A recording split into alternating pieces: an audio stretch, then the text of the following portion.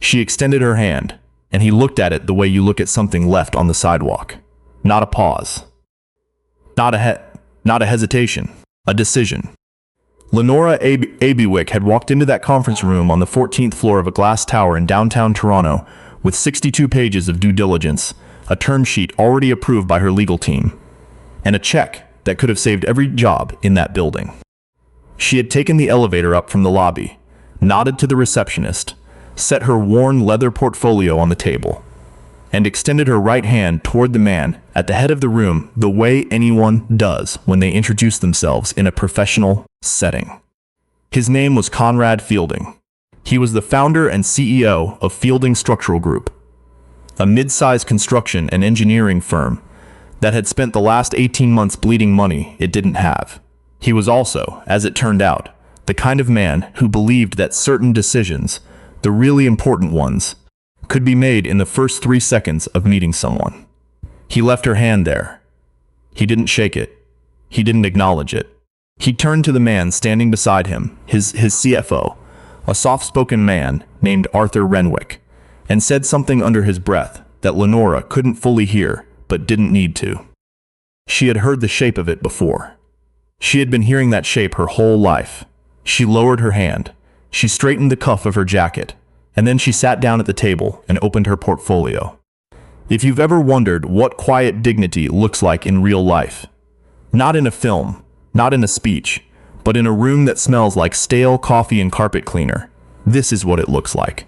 It looks like a woman who doesn't flinch. Lenora Abeywick grew up in the East End of Hamilton, Ontario, in a house where the radiator knocked all winter and the landlord never fixed it. Her father, Winston Abeywick, drove a transit bus for 31 years and never missed a shift.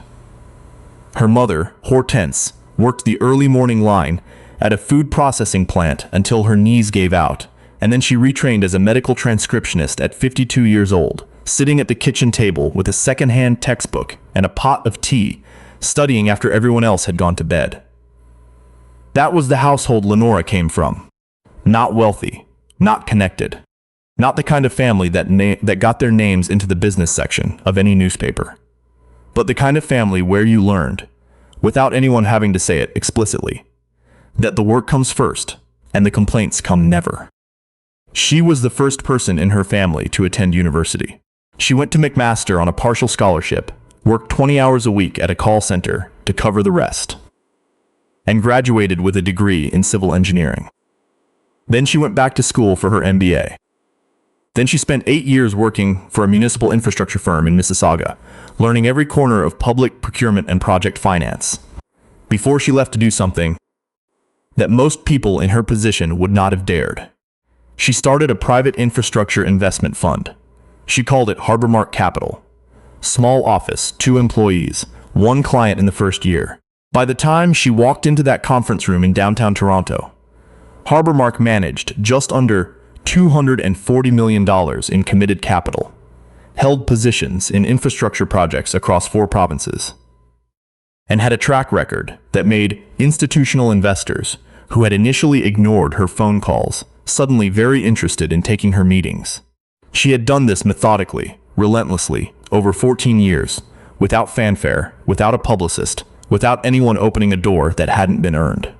She also did not, as a rule, wear expensive suits to first meetings. She dressed simply, neatly. A good blazer, dark trousers, sensible shoes. She carried the same leather portfolio she had bought at a second-hand shop in Kensington Market years earlier, because it was good quality and there was no reason to replace it.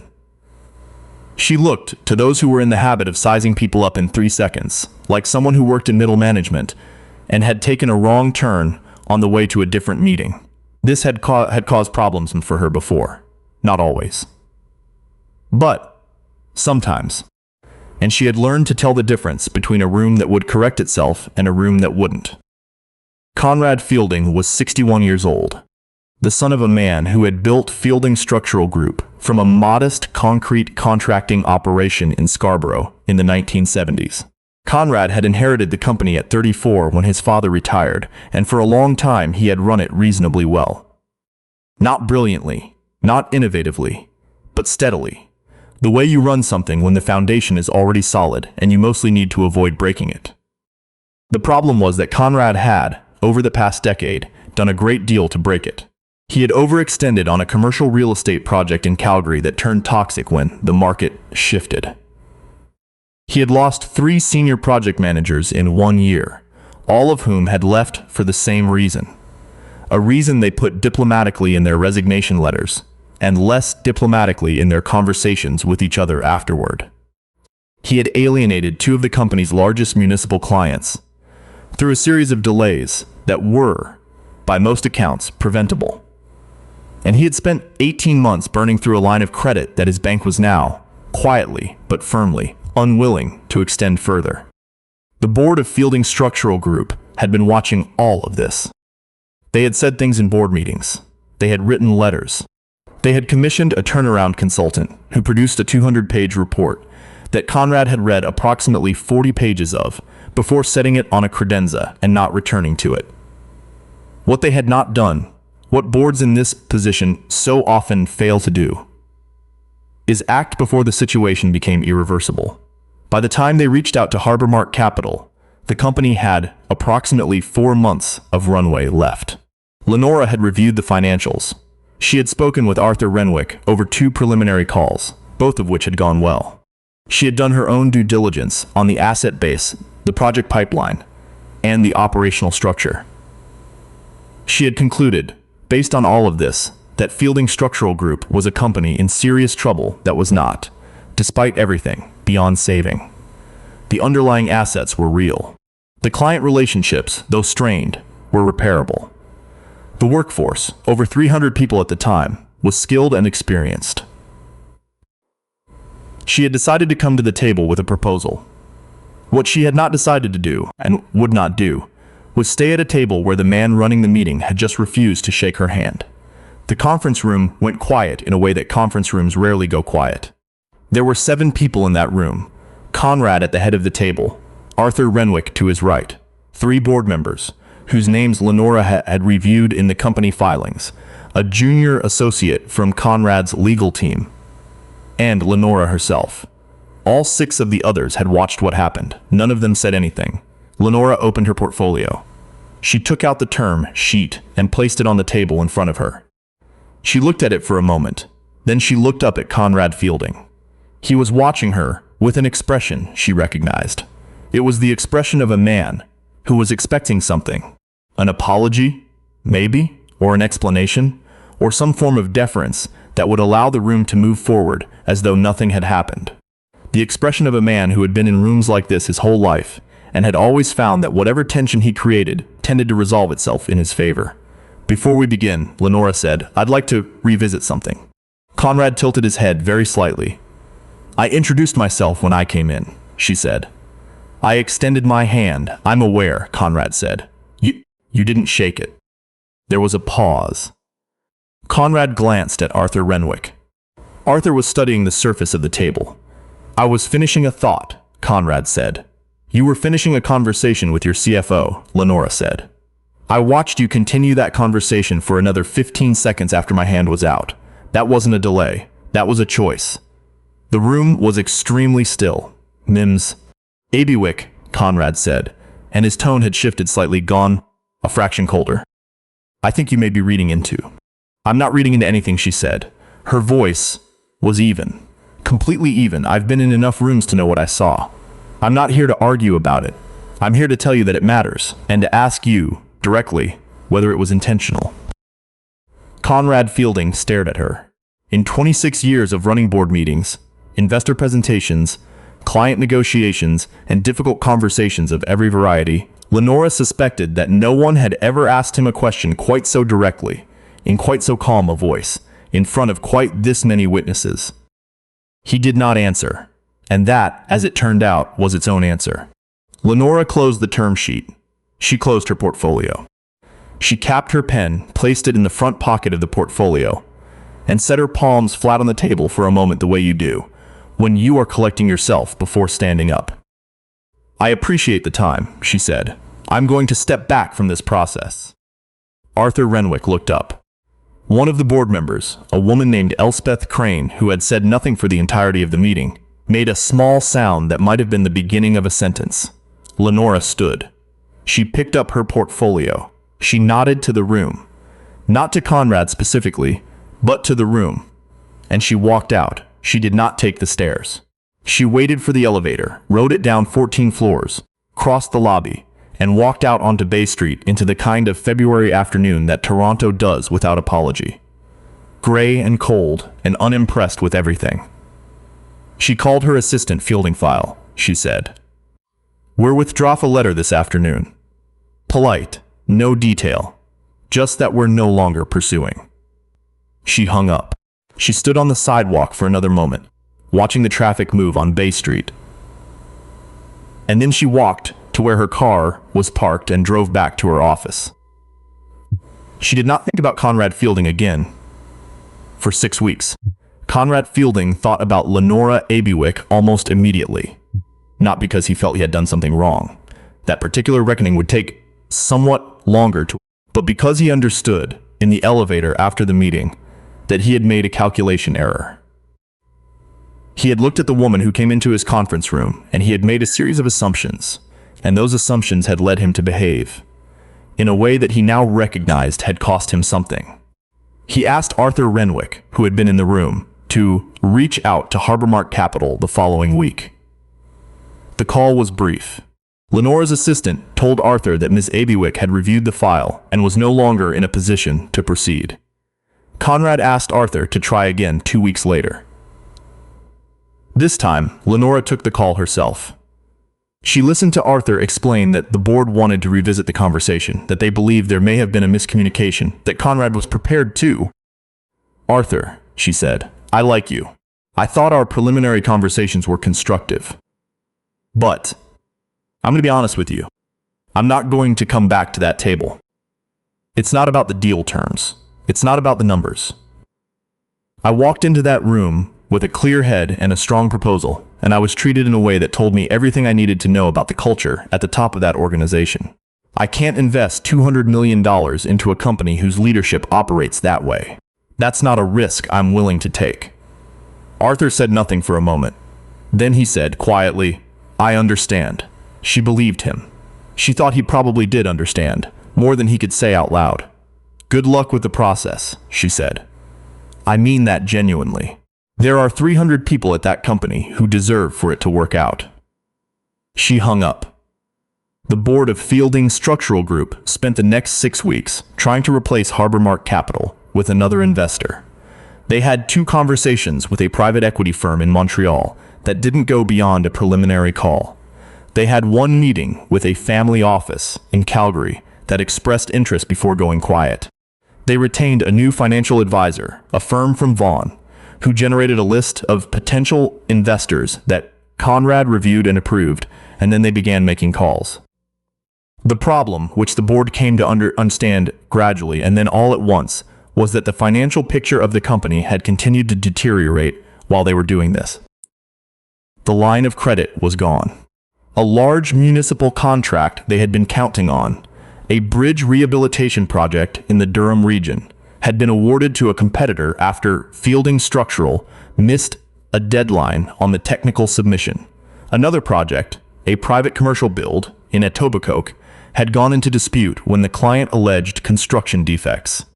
By the time the financial advisor came back to the board with a revised assessment in late April, the company's situation had moved from serious to critical. The board held a meeting without Conrad. It was Elspeth Crane, the same woman who had almost spoken up in the conference room in February, who finally said what several of them had been saying to each other in private for 2 years. "We let this go too far," she said. "We saw the pattern and we didn't act.